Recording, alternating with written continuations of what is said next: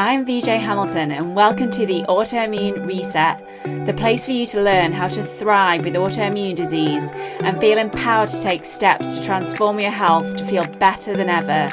You can start making changes today to improve your health.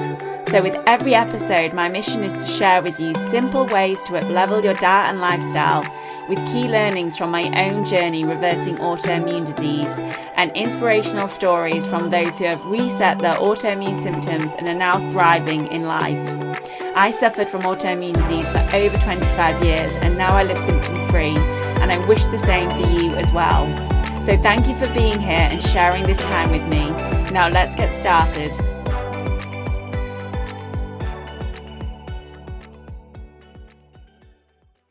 Hello and welcome back to this Friday 5 episode of the Autoimmune Reset podcast. I'm your host VJ Hamilton. I'm a nutritionist, scientist, an expert in autoimmune disease. And today I want to talk about something that I see constantly in clinic and something I've lived myself more times than I can count. And it's especially relevant for this time of year. And that's what to do when healthy habits don't stick. Because if you've ever thought, I know what I should be doing, I start well and then just stop, or why does this feel so much harder now than it used to? Well, then this episode is for you. And I want to say this clearly from the start. If habits aren't sticking, if it's not working for you at the moment, it's certainly not a character flaw and it's not a sign that you don't have willpower. It is almost always a mismatch between the habit and the body that's trying to follow that habit. And that's what I want to talk to you about today. I'm going to give you 5 very practical reframes and tools you can actually use, especially if you're living with autoimmunity, fatigue, hormonal issues, or chronic symptoms. When it comes to this time of year, we put a lot of pressure on ourselves to set goals for ourselves and get into a routine with habits. And I know when I go to the gym in January, it's packed full of people. It's great to have goals and to start forming healthy habits, but you can feel so down when those habits don't stick. And that's why I want to talk to you about this today. So number 1 is to stop building habits for the version of you that no longer exists. And I know each year I think about what I'd like to focus on. I always set a word for the year and I'm thinking about what I've always done and what's worked for me. But the truth is we change, and as we change, we need to start building habits that suit us now, not suit us in the past. And it's a huge one when it comes to forming new habits, because most people are trying to maintain habits that belong to a younger you or somebody that was working in a different environment, or maybe it was before you were diagnosed with an autoimmune disease. And unfortunately, what that means is you might be putting pressure on yourself to train harder, to work harder. You might be questioning why you don't have as much energy as you used to have or be as disciplined as you used to be. But the truth is your body has changed. And I work with a lot of women in their 40s and 50s where their hormones are changing. And I remember a client saying to me that she used to be a certain weight and she would do anything to just stick to that weight. But now she has realized that her body shouldn't be at that weight anymore, and she's actually healthier at a bit of a heavier weight. And she still goes to the gym, she still eats really healthily, but focusing on this number that worked for her in the past just wasn't serving her anymore. And that's the thing, your body changes and habits only stick when they're aligned to who you are now, not who you were 5 or 10 years ago or who you think you should be. So instead of asking, how do I get back to what I used to do? Try asking, what does consistency look like for my body today? What are you capable of today? And I don't love using the word realistic, but the truth is, when we're going through something like an autoimmune condition or when we're living with chronic symptoms, we don't want to put too much pressure on ourselves, because especially when you're first recovering from an autoimmune condition, nourishment and rest and recovery is the absolute number 1 priority. And that is why making sure that you are setting habits that really are going to work for you is your number 1 focus.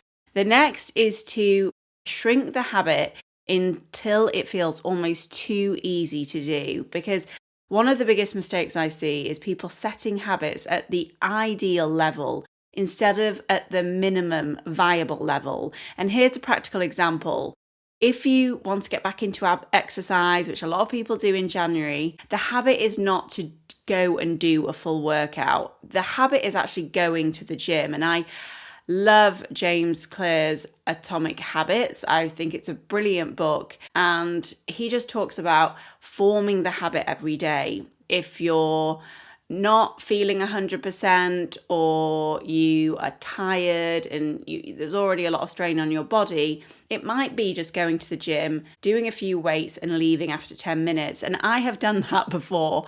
And I'm not ashamed of it because I was just listening to my body, but I still went to the gym at the same time I normally go to the gym.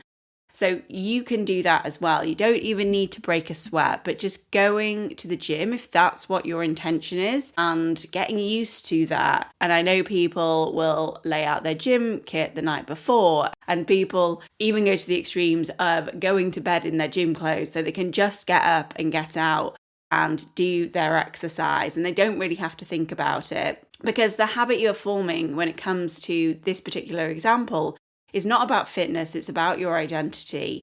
And you're becoming somebody who goes to the gym, and the brain learns that through repetition, not intensity. So 10 minutes will still count. Walking through the door still counts, and even putting your trainers on to go to the gym counts. And consistency honestly beats optimization every single time. The next is to build a habit that reduces load, not adds to it. And this is especially important in autoimmune and fatigue-driven conditions. I had post-viral chronic fatigue syndrome, and I was focusing on getting healthy at the time, and I didn't really have much energy, so I needed to prioritize habits that made my day lighter, not heavier. And that's what you should focus on as well. So if every habit feels like another thing on your to-do list, another demand, it will eventually fall away. So ask yourself, does this habit give me more energy, or does it take my energy? For example, if you are setting out to have a morning routine and you make it really complicated, it's going to be hard to stick to. But if you say, I'm going to start my day with a protein-rich breakfast every day, write out 4 breakfasts that are high protein and they are your go-to, make sure you get the food in every week. That is a simple way to start your day. There might be a goal of doing long meditations, but again, that is committing a lot of time each day if you are committing to a longer meditation. But if you just think about slow, deep breathing, which you can fit in throughout your day for, say, a minute or 2 minutes at a time, that is much easier to stick to.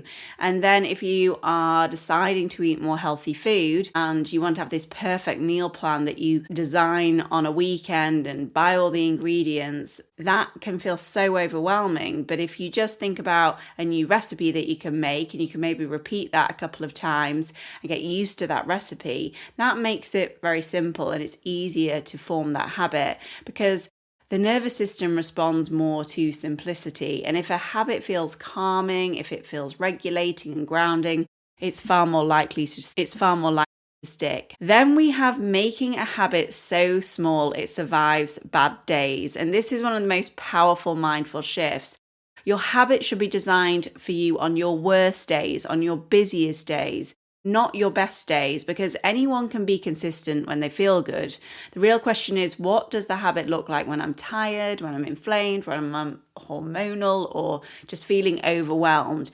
And I have these days when I have a lot of client calls, I might have other appointments, thinking about making dinner. It's just, there is a lot going on all at once. And when that happens, I sometimes don't have time to take my dogs for a nice walk, which would often be around 30 minutes, maybe on a good day to an hour. So my habit with walking my dogs is just making sure I go out with them. And on some days, not very often, but on some days, they might just go out for 10 minutes, but we have gone out and done that walk. And that's how to form a habit. Just think about, what is the minimum of this habit that is going to work even when I don't have the best of days? And that might be focusing on moving and having some weights at the side of your desk that you can use if you have a free 5 minutes. But that could then become a weight class when you've got a longer period of time. It could be around journaling, and rather than setting yourself to journal 3 to 10 pages every morning, you just set yourself the intention to journal. And even if you write a couple of sentences, that's enough. And you can do this with cooking as well. And rather than always having to cook from scratch, having some food that you can easily reheat and that is still a whole food and that you are still cooking, but it takes you far less time. Because if a habit only works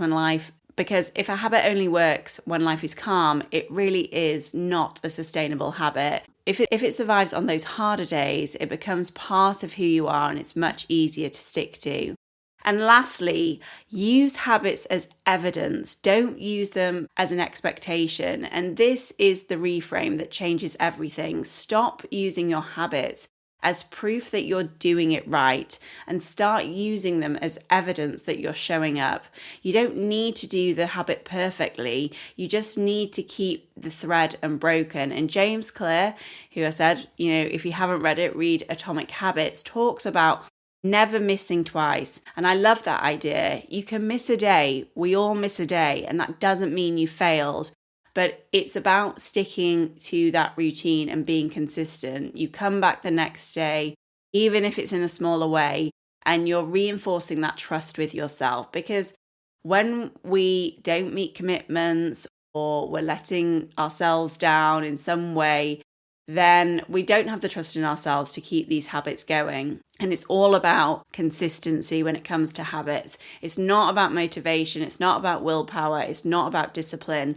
It's about having those habits and trusting ourselves. If your healthy habits haven't been sticking lately, and I know this is the time of January where people are feeling less motivated, it's dark and cold outside, it's after Christmas. If you are feeling that way, then I want you to hear this, that your body is not resisting change. It is just asking for you to do it in a different way. And that might be approaching it in a smaller way, being kinder to yourself, being a little bit more realistic or more aligned with who you are now. And this week, I'd invite you to choose one habit. You just have to pick one and shrink it until it almost feels laughably easy, and then bring it into your life, because habits honestly don't stick when we push harder. They stick when our bodies finally feel that they are able to achieve them and it doesn't feel so daunting. And this is how I formed habits, and they can take time to form as well. But once they're implemented, they are there and it makes life so much easier. So if you have any questions about this, feel free to pop over to my Instagram account, which is at the Autoimmunity Nutritionist. You can ask me any questions over there. If you'd like to join my free community, there is the Autoimmune Forum, where we have a community of people living with chronic illness and autoimmune disease. I share recipes over there. There's lots of questions. I do live Q&A. So I'd love to see you over there. You'll find the link to that in the show notes. If not, have a fantastic weekend and I'll look forward to speaking to you soon. Take care. Thank you very much for joining me today on the Autoimmune Reset. I really hope you enjoyed the discussion, and be sure to subscribe to the podcast so that you never miss an episode. And if you liked it, I would hugely appreciate a review on iTunes, as it helps me understand what you like about the podcast and to help share the information with more people. I'm excited to speak to you next time. And remember, you have the power to take the reins on your health. So keep the faith and celebrate the small wins. Until next time.